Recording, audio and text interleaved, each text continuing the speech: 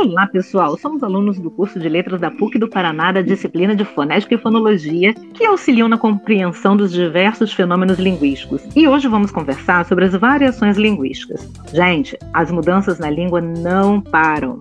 Essa língua que você conhece hoje passou e ainda passa por um processo chamado metaplasmo, o qual pode ocorrer pela adição, supressão ou modificação dos sons.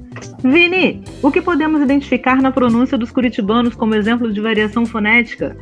Então, Selma, a pronúncia leite quente, com ênfase no último E, com som de E, é uma característica dos curitibanos. Segundo estudiosos, isso vem da imigração dos povos ucranianos e poloneses, que, em seus idiomas, usam vogais nasais, e o som de E é usado de forma pausada na pronúncia. Isso é perceptível na pronúncia curitibana em outras palavras com as consoantes oclusivas T e D, quando seguidas da vogal E. Já a pronúncia leite quente, com I, se enquadra no processo de despalatização, seguida de iotacismo, quando o fonema se transforma em I ou semivogal correspondente.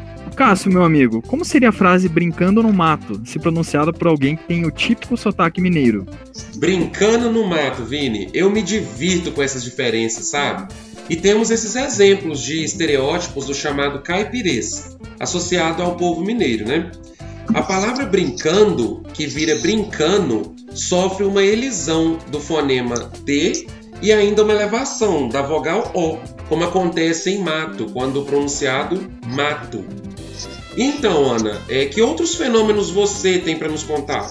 Eu acho interessante que existe comprovação científica para as diversas pronúncias que vemos no nosso português nesse imenso Brasil. Veja o caso da palavra velha, que às vezes é pronunciada como véia, e significa que passou por um fenômeno chamado despalatalização, onde um segmento palatal, como o LH, se torna uma semivogal, no caso o I. E existe também o fenômeno monotongação, onde é retirada uma vogal da sílaba. Quando pronunciamos cheiro ao invés de cheiro, o ditongo ei torna-se apenas e. Pois é, Ana. E você já ouviu as palavras cravícula e salsicha? Aqui em Curitiba se fala vina, hein? E vocês fazem ideia da justificativa dessas pronúncias?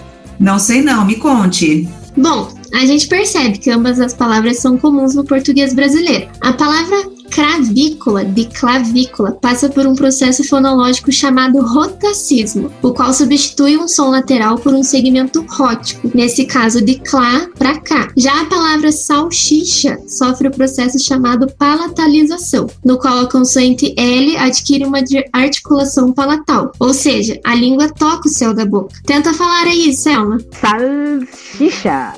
É mesmo. Essa articulação palatal ocorre também em Flamengo. Esse metaplasmo, por transformação, é o rotacionismo, quando o fonema L é transformado em R, como em Framengo, ao invés de Flamengo, armoço, ao invés de almoço. Essa transformação é mal interpretada pela sociedade, fazendo com que a pessoa seja vista como inferior. O mais corriqueiro é a velha forma de você, que passou de vossa mercê, a vós missê, a vós mercê e, por fim, a você. Percebe a supressão? Mas não parou por aí. Em muitos locais no Brasil, como em Minas Gerais, é falado de forma informal, ou C. Em Paraná, C. E nas redes sociais pode ser escrita somente com a letra C, ou ainda VC. E quando no plural, C vira o numeral 6, como na pergunta, 6 vão ou não? Os falantes de OC são taxados pela sociedade de capial, roceiro, enfim.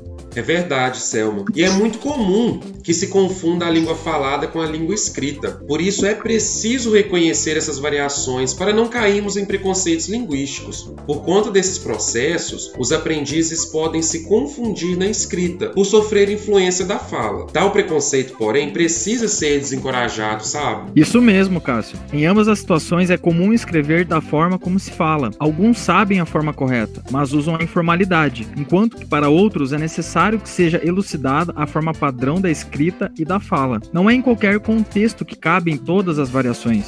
Então, pessoal, percebemos que existe a forma estigmatizada, muitas vezes a falar informalmente, e a forma prestigiada e convencional, escrita e falada com base na norma padrão. Hoje passamos de metaplasmos a variações e preconceitos linguísticos e cabe ao professor esse reconhecimento e saber intermediar na prática docente. E aí, professor, qual é a sua língua docente?